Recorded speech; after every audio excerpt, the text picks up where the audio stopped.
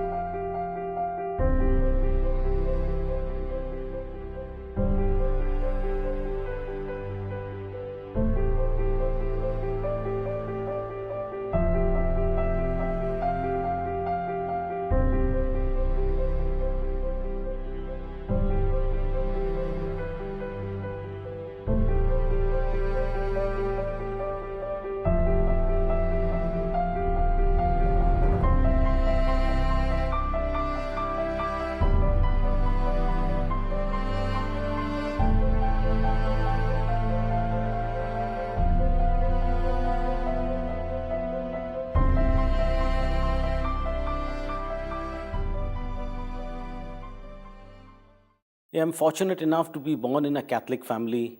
My upbringing was in that faith. From my early childhood days, it was like I used to serve the Lord by being an altar server, going for Mass daily. And yes, we used to have rosary in our house. So I grew up in that atmosphere. It was very nice. But as I grew up, at a very early age, I was a good athlete and a footballer, due to which I was able to earn money. At the age of 18. I got employment in a very good company as a footballer. And when money started coming in, I forgot the Lord, who was the real source of this thing. So when money is there in my pocket, I used to go out with friends, forget about the rosaries, forget about the prayer. And I continued working in that company, and I grew up till at about 5 years I was in the company working, playing, and had good money to make. In the 5th year, I met with an accident. Accident in the sense, while playing on the ground, I broke my shin bone and my collar. And after that, I was not able to play. And when I was not able to represent the company, what they did was they shifted my department to something else when I was no more of use to them. Then I realized that I had nothing to do this thing. In this place, the work was very tough. I gave up.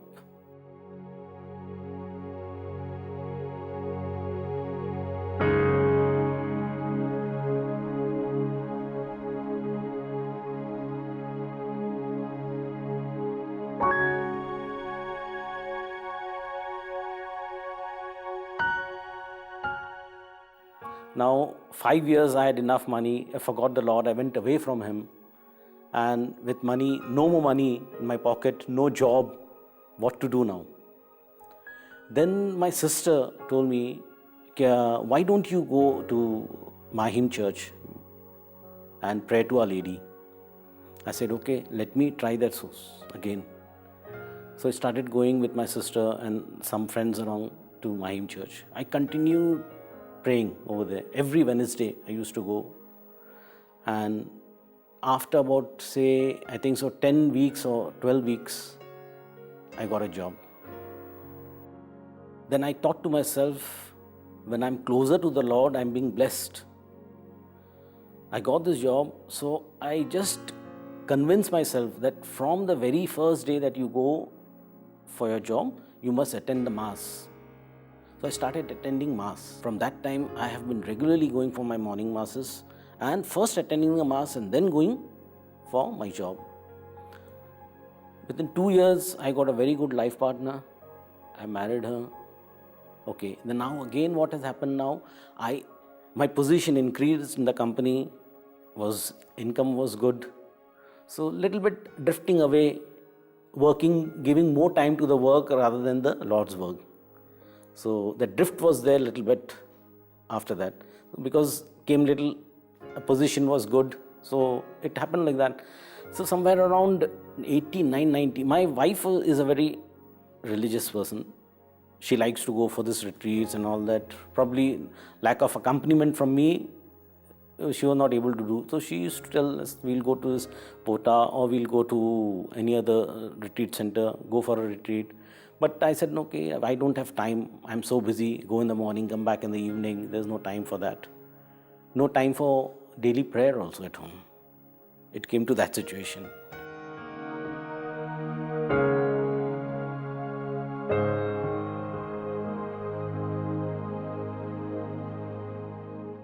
Yeah, daily prayer, what we used to recite, there was no time because work, come home, sleep, next day again early morning, leave for work.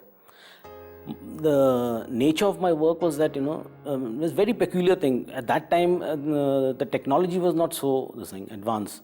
So what I used to do is keep the phone, the receiver on the shoulder, and used to take the orders or whatever it used to come and write it down from my bosses or whoever it was, from my clients. And it used to go for, in a day, at least 2 hours, 3 hours. It was continuously like that. I didn't realize that. So it started, the pain, I started getting pain after a few months. I didn't realize what it is, but I kept on continuing with it. This happens around, I think, so around the 90s, 1992. It was around that time I started getting pain, but gradually it was very less. So I overlooked it. And I kept on doing work and prolonged with it. Prolonged in the sense, the reason, one thing was that I had no time to go to a doctor and consult, because the work was shut. I said, okay, let it be. But in 90s, in 99, 2000, it became worse. Such a condition it was that the pain used to start from here, right on the shoulder, and it used to run down this ring finger. Very, very painful it was. And I was unable to even lift something at times. And then it used to go off, subside. And then when again I try to lift something up, it starts. So it was around that. Still my wife used to tell, come, let's go. We'll go for a retreat or we'll go to a doctor. I said, doctor will not do this because I don't have time. So I don't know how it was in 2000 and if I'm not mistaken, if my memory serves me right, it was 2008 or 2009, we came to the Divine Center for a retreat. While coming to the retreat also, I was unable to lift my bag at the airport to put it on the trolley and bring it also. It was so painful. With one hand I did all that. We came here for the retreat. My wife was sitting in front. It is like ladies on one side and gents on one side. And I was at the back because I was little apprehensive. Okay, I didn't come here believing that something can happen to me. I just came to the retreat since my wife used to tell me, we'll go to the retreat with the family. Okay, I took time out. We'll go. We have some relatives in Chalakudi also. So he said, I thought, okay, come on, let's meet them also. It will be like a social. So I came on that basis over here. Not exactly for retreat. Came here, attended the retreat. First day, nothing happened. Everyone was clapping. I was looking around. What is this happening over here? And I used to just watch and observe what is going on. And every time and again I used to hold my shoulder and sit over there. And my wife used to turn around and see, what am I doing? I'm still there or I'm gone out? So that was the case with me at that time. It was to pain too much. So first day nothing, second day nothing, third day. Then there was this confession that needs to be done. On third day or fourth day it was, I don't remember exactly at that time. I went for my confession.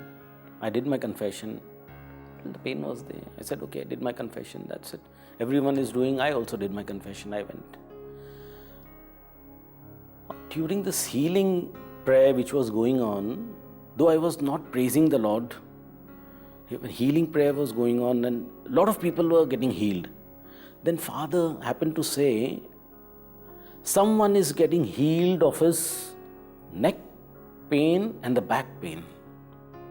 I don't know what happened to me and I claimed it is me. I said, Lord, it is me. You won't believe. I said, Lord, it is me. I was not the person to exhibit my emotions in public about the Lord, at least at that moment in time. So I happened to say, it is me. I claimed it. It is me. It is what is happening to me. And I am the person who is being healed. Okay, that session was over. Went home to the room. It was paining. No, I took it. And the last day, we took our bag. We couldn't bring it down also. It It was not very much, but pain was there. I thought, okay, for last 5 days I did not do much work, so that's why it must have subsided little. But the pain was there. We took a rig from here. They are staying at Chalakudi. No, they had brought the car here. We put the luggage. My relative helped me put the luggage back, and we went to their home, Chalakudi. As I reached Chalakudi, out of courtesy, he's brought me in a car. How can I let him pick the luggage up? I went and picked all the luggage with I didn't realize at that time. My wife realized, how can you do that? She didn't say anything. Once we reached home, she said, are you okay? I said, I'm fine. Is it any pain for you? Then I realized the pain was not there, praise the Lord. It had gone completely. Then I realized, in this world where everyone thinks of Jhatpat, it should be like 2 minutes thing, that I've come now, it should happen. It didn't happen to me, but I realized that I claimed that it was me who was being healed. So that is exactly the time I feel I was healed, and this pain till today, from 2008, 2009 till date, is not there. It's completely gone. Just praise the Lord.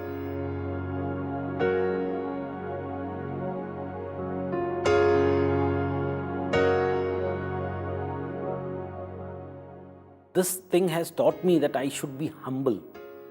When I am humble, that means I can relate well with people around, and if I relate well with people, my inner being is also good and it is taken care of. If there is no inner healing from my end, like my relation with the people are not good, then it starts affecting me rather than them. So this is what I realized when I came to the retreat over here during the talks what we get over here, is that you should be humble and first relate yourself, be humble, and then accept in whatever condition the other people who around you are, how they relate to you. It's not your lookout. What you have to do is not judge them. And that's what I learned over here when I came. I started slowly changing my relationship with people, how I approach them, how I talk to them. This has helped me a lot to calm down. I feel really at peace with myself after coming to this retreat, and I wish that I am able to come every year, and I'll see to it that henceforth I will make it a point to come at least for my renewal every time. See, they say, when you are close to God, you'll have no harm. No one can harm you. I can recall of an incident, if you can remember the bomb blast in Bombay, the train, especially the train blast. And in the train blast, the train that blasted at Borivali station is the regular train which I take home. I stay at Mira Road in Mumbai. Borivali is 2 stations prior to Mumbai, and that is the regular train I take. On that day, we had in fact, there was some interior work going on at my place, and I had to catch hold of the carpenter who was doing this job, and he was delaying the matter. Before I could leave my home, I told my wife, if this guy happens to come today, give me a call. Whatever time it may be, I'll leave office and I'll come. So he happened to come at about 2 in the afternoon. My wife said, he's come home. I said, okay, you keep him. It's an hour drive for me from my office to. I said, you keep him engaged in some work. I'm just leaving office. I left office exactly at 2 o'clock. Reached home at 3 o'clock, finished work with him. And by 4:30, I started getting news there are some bomb blast and all that is happening. And in the evening, I realized, because in that same train, a friend of mine who stays with me, my neighbor, in fact, in the same building, he used to get in from Andheri station, and he used to get into the same compartment where I used to be. And he used to come close to me where I used to stand. He used to travel in that train, and I was shocked. I was afraid anything happened to him or not. But next day, he was at home. I happened to ask him, how was it? He's saying, Lawrence, this was the same train that we travel in. I was in the train. Normally, I stand at the door, the corner because being crowded, Bombay train, I don't know how you know the situation over there. I stand at one corner. He's telling it was exactly the spot where you stand, the bomb was kept. Exactly the same place that bomb was kept, just on the racks. And I stand below that. Same place he's saying. And what had happened, since I was not there that day in that place, he did not come to me. He stood in the crowd in between, that friend of mine. And just because I was not there, he stood in the crowd and he was actually saved because of these people around him. Nothing happened to him. Only his eardrums got little bit damaged. Nothing else happened to him, not a scratch. So what I mean to say is that when you are into prayer, when you are close to God, there are numerous ways He will save you. This has actually brought me even much closer to my Lord.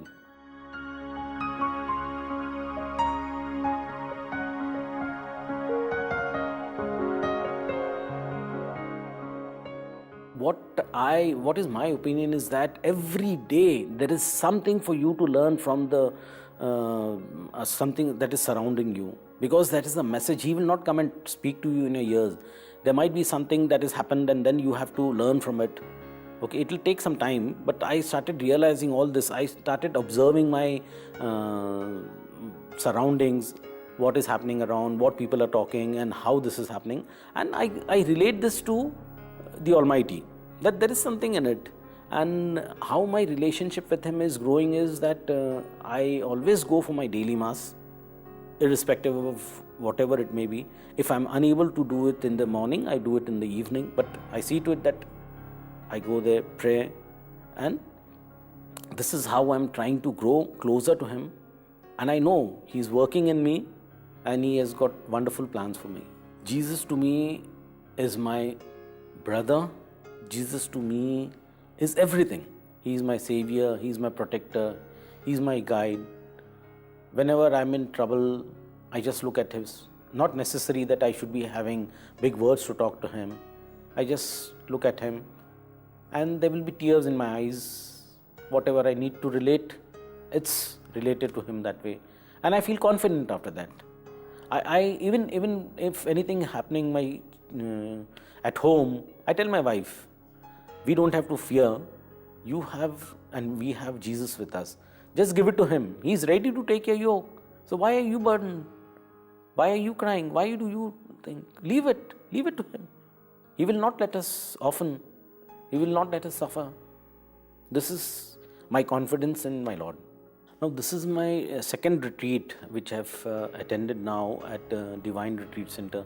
Now, this also has got an incident behind it. I had no plan at all coming to retreat at this time of the year, because the children were having exams and other sorts of work that was there. But a friend of mine happened to ask me, Lawrence, are you free to attend the retreat with me? Without hesitation, I said yes. Without hesitation. And then he asked me, if you have anyone else to join this retreat, you can ask them. So we will go like a group. I said, okay, I will ask. So if you happen to give me a list, or if you happen to tell me, write on a sheet of paper the person's name whom you want, the person whom I called first would have been the last on the list. That is my nephew. Davis is his name. And he would have been the last person I would have called. But you won't believe, he was the first person I dialed. And I asked him, Davis, we are going for a retreat. Are you accompanying us? He said, give me a minute. Immediately, I kept an eye. I thought, now this guy will make some excuse and he say, no, I don't want. And I'm caught up with something. Within a minute, he gave me a call. He said, yes, I'm coming. I'm ready to come. And such a miracle is happening over here, is that the same person, when he came, he said that when he was a small boy, he was brought for the retreat over here by his parents. And that time he had taken a promise that he will never ever attend a retreat. And first day only he ran away from there to their home. He told me today, he confessed today, he told me, I wish this can prolong. He said, I wish this sessions could go on. Now we have only 2 more days. I wish it could prolong, and I will definitely come with my family over here.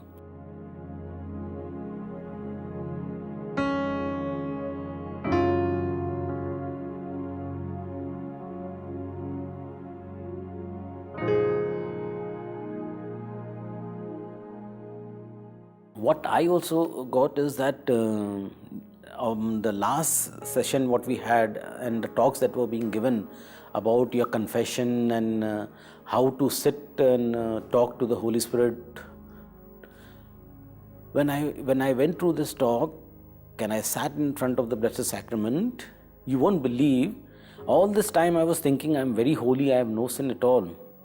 The one burden that weighs down on our mind and our soul is the burden of sin, the burden of unforgiveness.